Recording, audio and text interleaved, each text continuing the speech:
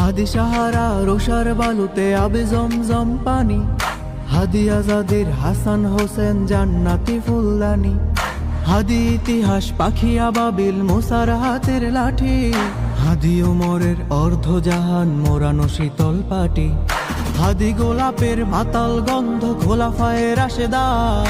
হাদি উত্তাল সাগর জোয়ার আল্লাহু আকবার, আবু বকরের সিদ্দিক থেকে আলোর ঝর্ণা এনে, হাদি জেগেছিল তরুণ আলীর সাহসের সুধা টেনে, হাদি আধার পর্দা সরা